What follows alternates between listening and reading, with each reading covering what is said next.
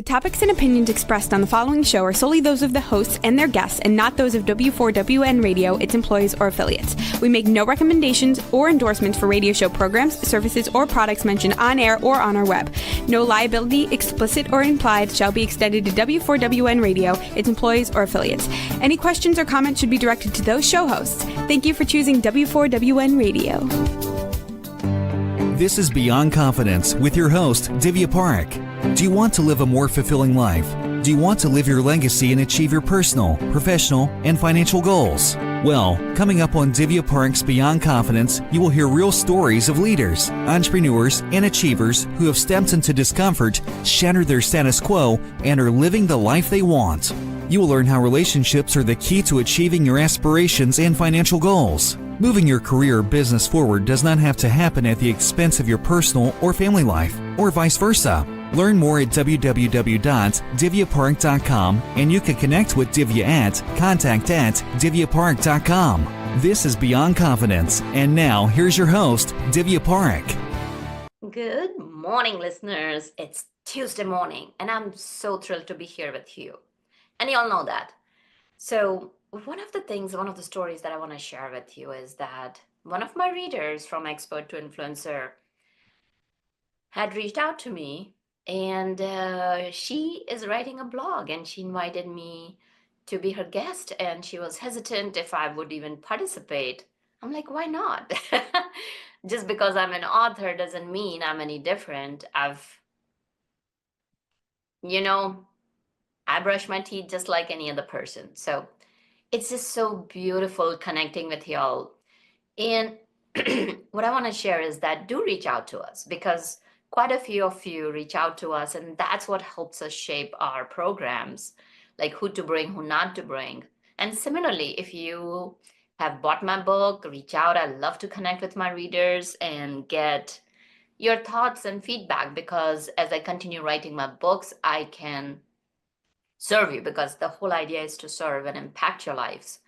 So thank you if you have purchased our books. For those, if you have not, I invite you to buy our books, because I can tell you that they will change your lives. And also, we help entrepreneurs from kiva.org. So keep the kindness going, and let's bring in our guest. Welcome, Butch. Hi, Divya. How are you doing? Good. How are you? So good to have you. Yeah, I'm really glad and honored to be here. Thank you. Oh, absolutely. You have such an impressive journey. So we usually start out with a moment in your youth or childhood that left a positive mark on you. Do you recall any? Well, I guess, Divya, my experiences with my parents were really important. I think that was the key to my values and my being who I am. And they really gave me the push and the drive and the ambition. They always encouraged me to keep going and to reach for the stars, as they say. And that drove me all through my voyage and my journey in the United States and other countries. Yeah, it's amazing how much parents have that role that they play, because the child is looking up to their parents, and just so phenomenal. So tell me, how did you decide to come to the US? Well, I first came over in 1977, so Mm. it's a time ago, and I first came as a student, and I literally fell in love with the country. I really did. I was coming from Manila, and that's part of the story in the book. And I was coming from a very cloistered lifestyle as a Catholic student. I was a student in Catholic school for about 16 years. And I say it was like, jumping from a convent to Hollywood. And it was just like a breath of fresh air. So I was amazed by the people, by Americans in general, and by the country. It is a beautiful country. Definitely gotta say that. It really is, and North Carolina is great too. Oh, yeah. I mean, I'll tell you, having live between New York, California, and North Carolina. I am partial to North Carolina. Not that the other two states are not beautiful.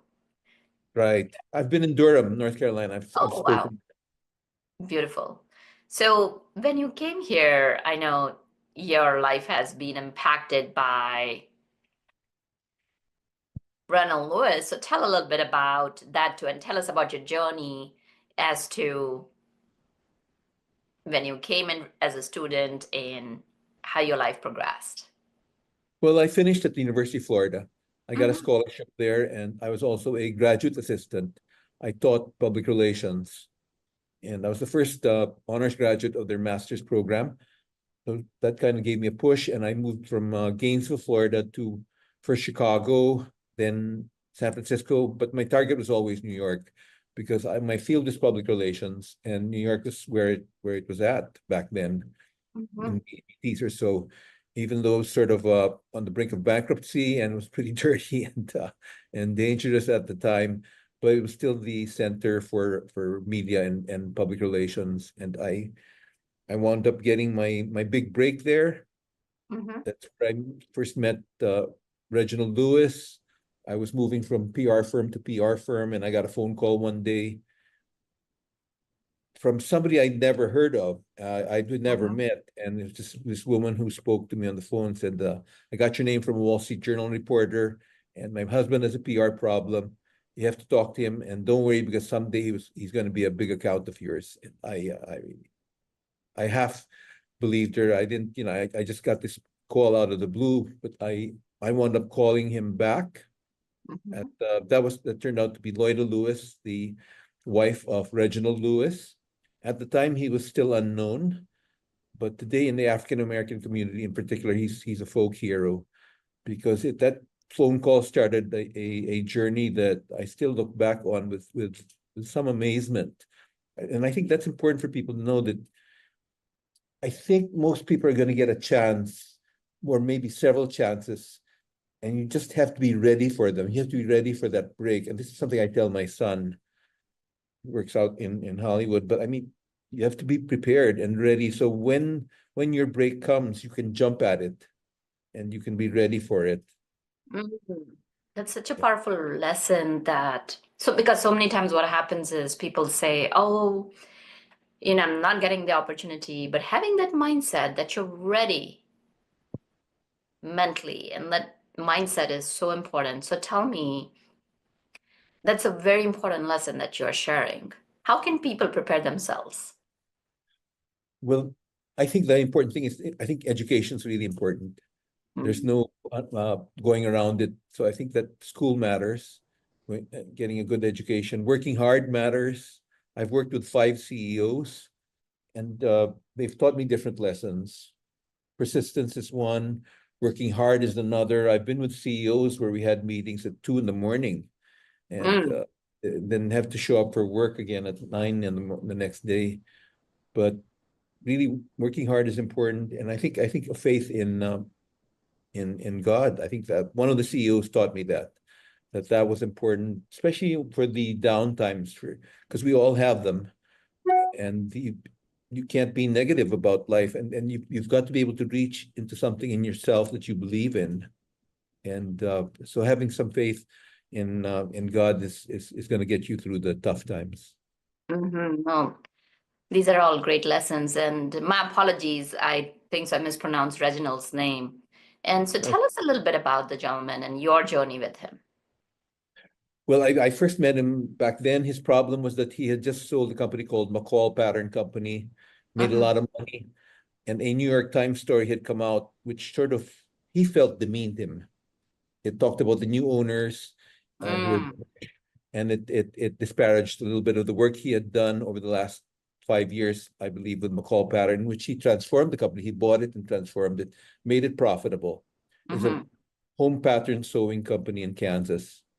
And his phone call to me through his wife was because he wanted, I was a PR person, Right. and I came up with a strategy that he had called the New York Times reporter who wrote the original story at 6 a.m. in the morning and yelled at him. He found his number in the phone book which is something you could do back then. Everybody was listed in the telephone directory, no matter who you were. No.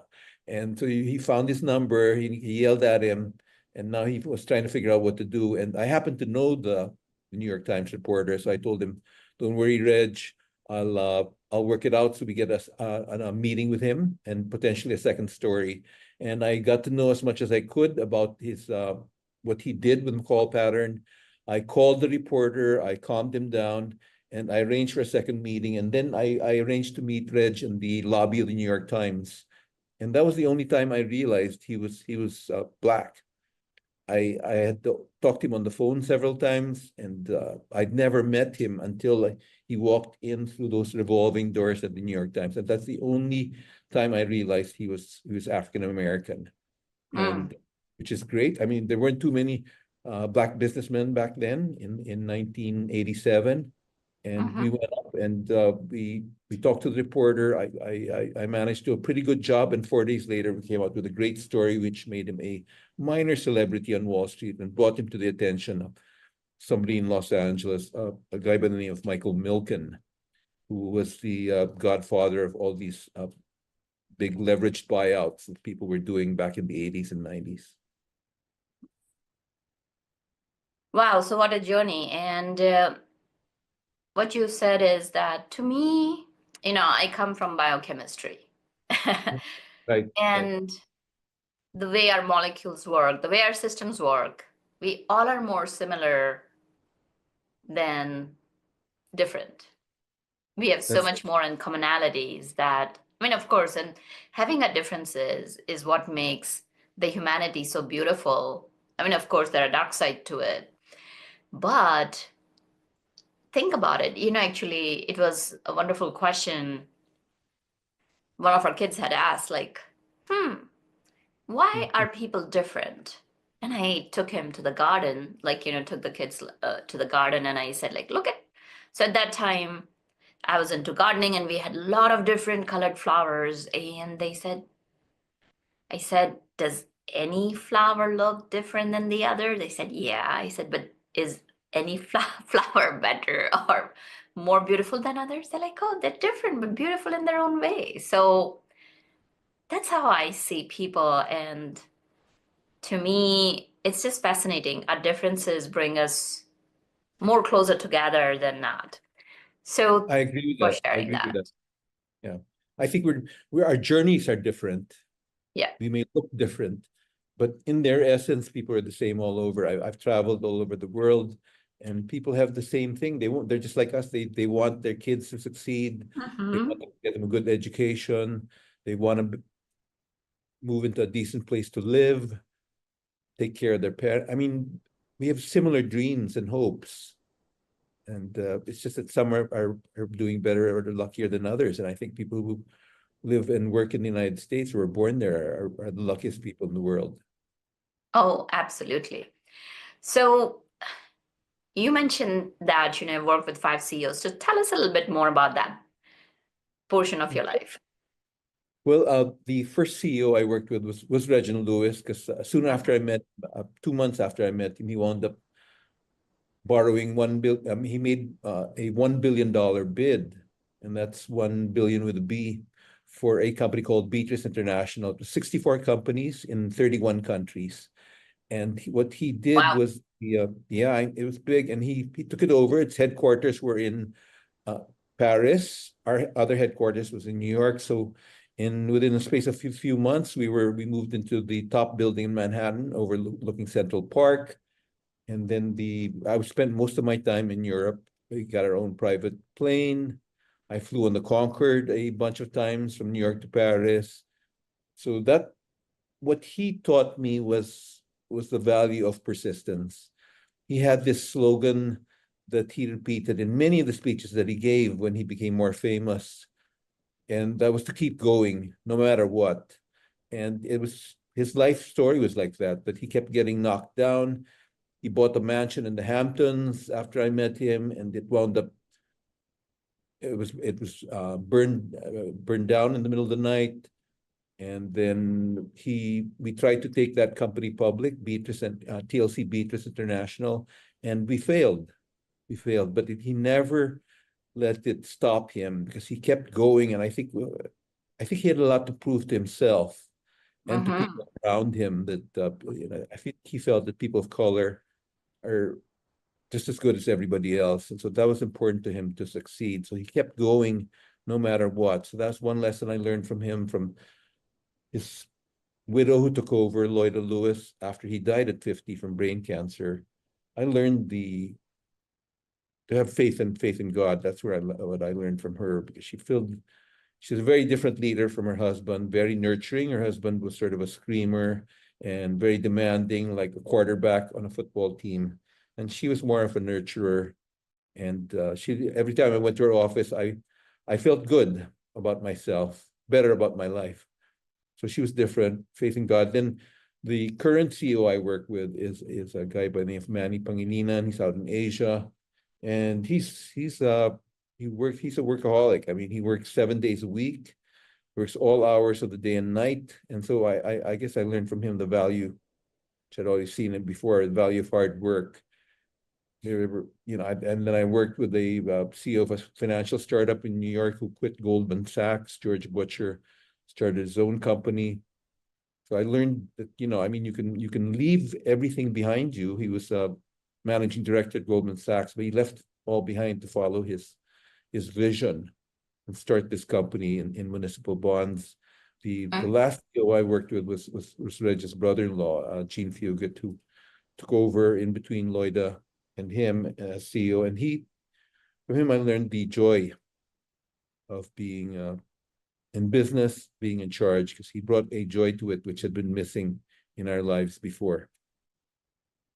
And that's amazing that you have worked with the different personalities, different people, but at the same time, you can have a boss who can be a tyrant. So I'm not saying any one of these were, but have you worked with anybody who was like that? Oh yeah, a bunch, especially New York. I mean, several of the people there. I mean, several of my bosses there in the PR firms. I mean, there's one in particular, and I name him in the book. I tell the stories. Curtis Hoxter, and he ran a small PR agency. He's one of my first jobs in New York City, and he was tough. I mean, he was yelling all the time, and he wouldn't pay for our drinking water. He told us to get water from the faucet, because you can drink it in New York, and so he wasn't getting any. And secretaries were complaining about it, and every day was like a battle. Every day was like a battle with him. But he taught me to write, and write quickly, write precisely, because he was, again, such a yeller. And so every time I came in the morning, he was yelling at somebody, and I was lucky if it wasn't me. So a lot of my clients and a lot of our audience do face that, because what happens is so many times people leave their jobs. And I think so the stats are like almost 70 to 80% of people leave their jobs because of a toxic boss or a tyrant boss. And sometimes the odds are not in their favor that they can just leave. Sometimes the market can be tough, like just now the market is tough. It's not that easy to find a job. So what advice would you give to our audience? Like, so there are two scenarios. One, if the odds are not in the favor, like they're not able to move out, what could they do? Let's look at that scenario first. Sure. First of all, I listened to your podcast on toxic bosses, by the way. I thought that was one of my favorites. But Thank you. I think if you're stuck in that situation, and I have been stuck in that situation, I mean, you have to learn to live with it and to adjust. I mean, there are ways to deal with a toxic boss, but it's going to take a lot out of you, because if you keep getting told every morning that you're a lousy so-and-so, you're getting cursed out every day, it takes a toll on your self-confidence. And I think it's really important to hold on to that your self-respect, your self-confidence. You can't lose that. And so if you have resources that you can draw on, a loving wife, a family, your co-workers, I mean, you're all fellow sufferers under this toxic boss. And so you can really band together, and that's the way you build friendships. it's like being in a war together, really, when you've got that kind of a boss. You build the camaraderie, I found. So you have to stick it out and keep your eyes open. But the paycheck is important, I know, for people. You can't afford to quit. But if you can try and save some money, and keep your eyes open, and then one day you just announce it on LinkedIn or something that you're free, that you're open to possibilities, and that you're open to change, and you're open for new jobs. And that might be the second best day of your life, is when you decide you're ready to quit, and the best day will be when you find another job. Yeah, it's a tough situation, and one thing, two things that definitely stood out for me, like you said, that building alliances because others are going through that, and then that support can be very, very important, and then having that confidence that it's the boss, it's not you, because here, and there can be different situations. So for example, it can be like, one of my clients had this like, oh, I gotta leave. And then when we took a look at what was going on, just kind of looking at objective perspective, we found out that actually it was not the boss, it was her. So it's important to kind of evaluate the situation also. Is the boss the same with everyone, or is it just that they're with you? Because sometimes we are not able to see things when we are very close to it. So very, very important to do that as well. And then, of course, if your boss is like that, so two things, right? Maintaining your confidence and building those alliances. Now, outside of building alliances, like when you have a toxic boss, what can you share with people? Because to me, relationships are so important. Yeah. Tell us a little bit about building relationships and having those alliances. Well, Divya, I think the most important thing in the world is to have someone to talk to, because you need to be able to pour out your troubles at the end of the day, and just unload. But that person or persons, they're also giving, I mean, you're giving your burden kind of to them. You know what I mean? When you start telling them about work and telling them about your troubles, I got yelled at today, I want to quit. But you need somebody to talk to. I mean, it could be your rabbi, your priest, your girlfriend, your dog. I mean, but you need someone to bond with and to be with, your coworkers. And if you have that, if you can pour out your troubles, it acts as a safety valve for your frustrations at work. So that's really important, because then you can refresh yourself. Then the next morning you're a little stronger, because you've been able to talk about your problems. And you've got to find that person or group of persons. You can join a club. I think that's important. Join a religious group. I mean, being part of something that's bigger than you, I think that's also important. Maybe some service-oriented work after your job. So there are a number of ways, but yeah, the key thing is being able to talk to somebody about your problems. And I think that'll get you through the day, that'll get you through the week, and eventually that'll get you through that difficult job. Mm-hmm. And you mentioned, like, kind of going back to the story, that time when you kind of came over here. So it is different culture, and you, as you mentioned, in those early days of going through the public relations and initial public offerings. So what were your desires back then? And what choices did you make that if you were to look back upon, you would say, like, I would not have made that choice? Well, the biggest, I have a lot of regrets. I mean, like anybody, but perhaps my biggest regret is maybe I should have paid more attention to my then wife. I think I think that was important. She'd been great for me, but now we're friends. But I was very focused on my career, very focused on my job. I was like that way since I was in high school. I got married late because I wanted to be self-sufficient, have a career before I wound up with somebody permanent and proposed. And for a while, it was a great marriage, and it worked out really great. But I do think that, after all that, I probably should have spent more time with her. I was just so focused on work and traveling all around. But I also think that, Divya, I still believe in love. I still believe in that, and I think it's so important to everyone to have somebody that you care for, or that who cares for you. And it can be a dog. It can be anybody. But I think you need that to keep going. And I've felt the loss of it. But that was one big regret. But I have others, but I don't want to talk too much about them.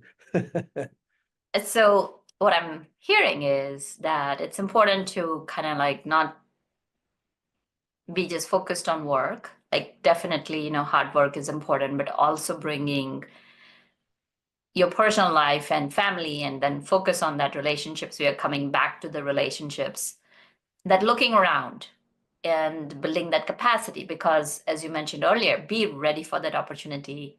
So at the same token, be ready for not to let go of the opportunity that you have in hand. Right.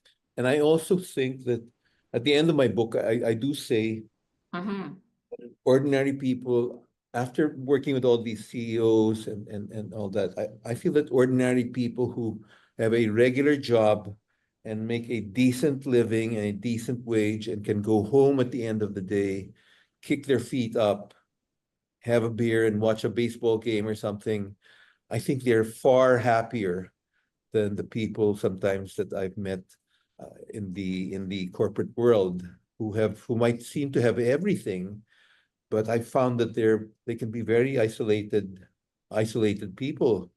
And so to one CEO, his happiest time of the day was when he went home and he turned up the air condition real high and he pulled the blanket over him. And for him, that was the best part of his day.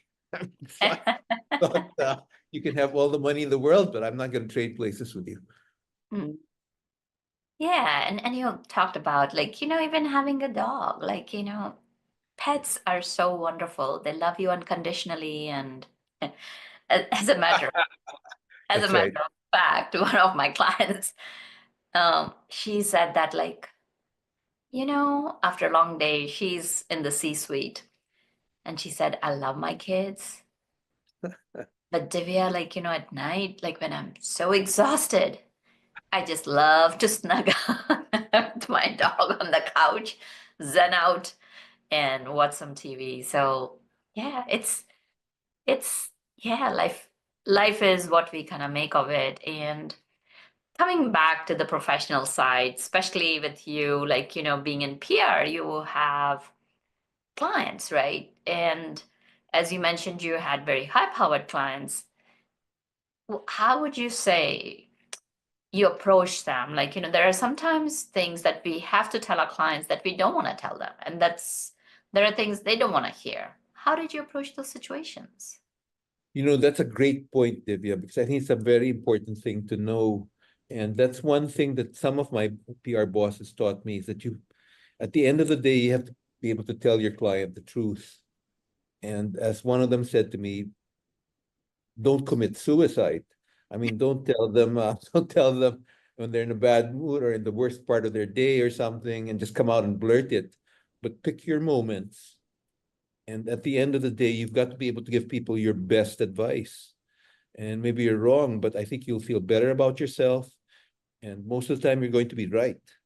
So I think that's something I've tried to keep, but it's not always easy, because if somebody's always yelling at you or cursing, and they don't like being told no, and I know a bunch of CEOs and leaders who were like that.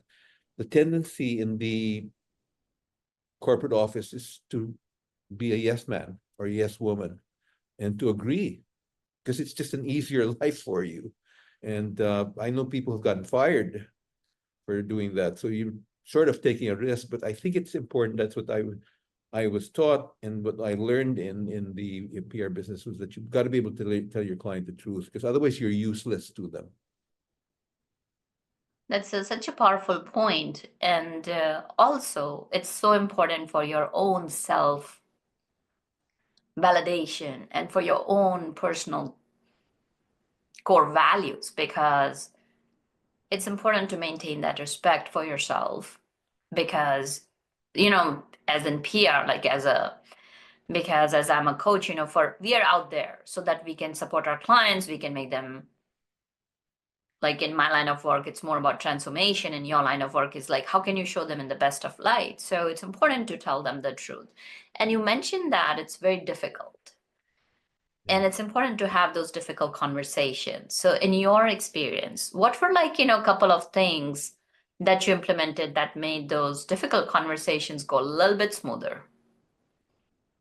Well, I think having a track record of success, Mm, successes, gives you the credibility where you can stand up in a room and speak the truth.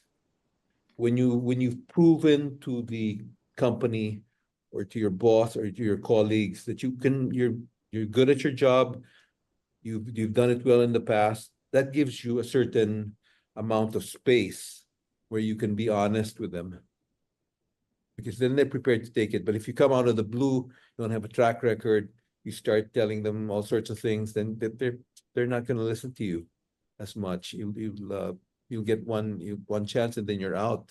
So building that credibility is important at first. Once you have that, then you've earned your spot at the table, and you can speak your mind as much as you can, or as much as you feel you need to. you're absolutely right. And you have to, and it may be tough, especially if you're starting out, you may be thinking oh, if I'm not pleasing my client, then how can I build that reputation? But one thing that I've learned, even in my profession, that people will not like it in the moment when you tell them. And there are ways where you can prep your client or prep anybody that you're talking with that, listen, it's important that we have a conversation. When you set the expectations, usually people are ready, so the reaction is not that knee jerk. But at the same time, even if they're ready, the reaction can still be knee jerk. But they start having respect for you, that you looked out for them. So definitely, I really love that point. Now, going back to the time when you were involved in the IPO, Yeah. tell our audience a little bit more about the leveraged buyouts. What are they and how they kind of went down during the time of 2008 recession, and they're making their way back. Well, back then you could borrow a lot of money and take over companies. I mean, huge corporations like at the time, RJR Nabisco, TWA Airlines, you name it. Beatrice Foods once used to be a multi-billion-dollar business, but they were getting taken over by people who nobody'd ever heard of, because Right. they were able to borrow a great deal of money as long as they had a plan and they had the guts, the courage to execute on it, and had done smaller deals in the past, and they moved up to bigger deals.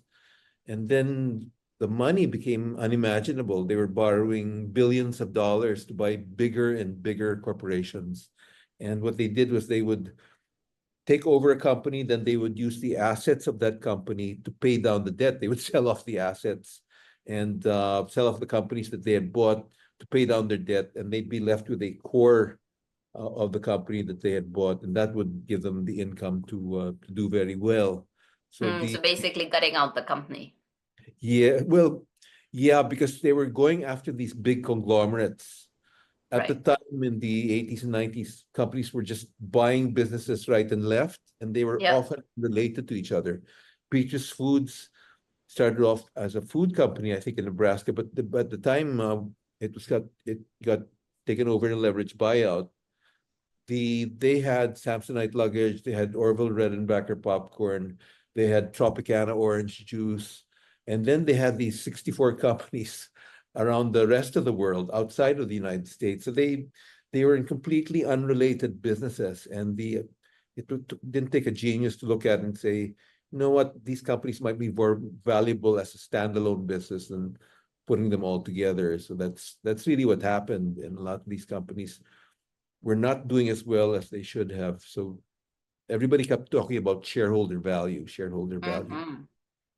So that's what we kept hearing. And are they making a comeback again now? I think they are. I think because people read about it, they look back to those days, and my Right. book might rekindle interest in it. They went through a period when they were not popular, but frankly, Divya, I think you can make a lot of money. I don't want to recommend this as a course, but they are these high yield bonds. These companies that are not that well known, that have a risk of default, but you can buy their bonds at a discount and sell them later on down the line for a large gain. And that was the whole value. I know several of my friends from those days who've really invested in these so-called high yield bonds because they're higher risk, but the reward is potentially quite big. And if you look at these companies, they're not bad. I mean, they're not as well known as the companies that you see every day, or they're not Apple or Facebook or something, but they're doing well in their core business, whether it's furniture, making furniture in North Carolina, whether it's selling hamburgers, and it's not McDonald's or Wendy's, but they're doing a good job. And there's Fuddruckers, which is bought by somebody I had met. So I think this might be making a comeback, but it takes a lot of courage to do it. Absolutely. And so as your journey has moved through it, what are you doing currently and what's next for you? Well, I'm going to be selling this book. I'm going to be promoting it over the next 6 months or so to a year. But I did transform. I did make at the last chapter of my book is called Loss and Redemption, and loss because at the end, my wife left, and so I lost that. But So I sorry did. to hear that. Yeah, it was a long marriage and great while it lasted, but I'm okay now, and I moved on. But the redemption part was important because my boss, my CEO back then, threw me a lifeline, and he made me head of the company foundation. And what it did is I at first I thought it was a chore, it was a pain in the neck, but I realized I could make it about helping people I knew, security guards, drivers, waiters, and I instituted a microfinance program for them because I realized that many of them are always in debt. And then I was at the helm of this foundation when a huge storm killed 10,000 people in a place in the central Philippines. And my foundation achieved a bigger profile. It became a national foundation. And That's a lot of people. It's a lot of people. And I flew in there 4 days after the typhoon, and there were dead bodies all over, covered over in galvanized sheets. I mean, it's one of the sights I'll never forget. So I've been through several of those tragedies, but the fulfillment I get at the end of the day by helping people, that's something that you cannot buy. And that to be paid for this kind of work, I told a friend the other day, I'd pay somebody to be able to do this kind of work where I can help people and change their lives for the better. Right. My other organization is startups. We take equity in startups, we invest in them, and so they're very unrelated fields, very unrelated teams, disasters on one hand, and then startups on the other. But I enjoy doing both. Yeah, no, congratulations. It's a good way to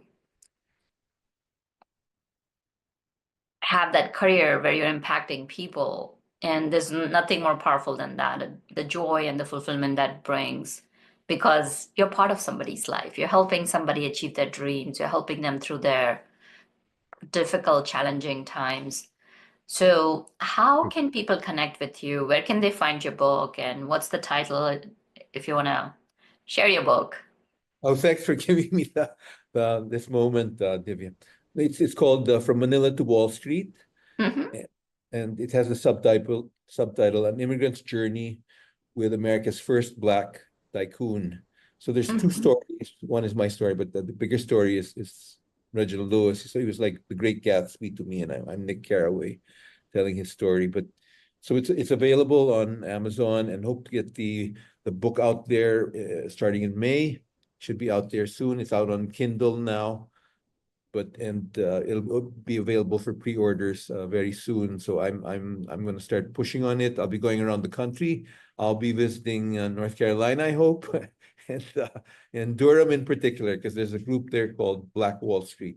I hooked up with a few years ago. They invited and paid for me to speak there. So I hope to visit them again. And I enjoyed my time in the state.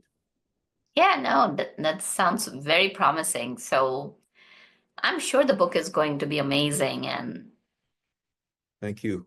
yeah, and dear audience, like you've heard Butch's journey, and it's filled with nuggets of wisdom and insights, and I'm sure y'all will get a lot of value from it. So definitely do go and get it. Thank you for that plug, Divya. I really appreciate it. Absolutely. And if people want to connect with you, what's the best way to connect with you? My business email is actually on my website.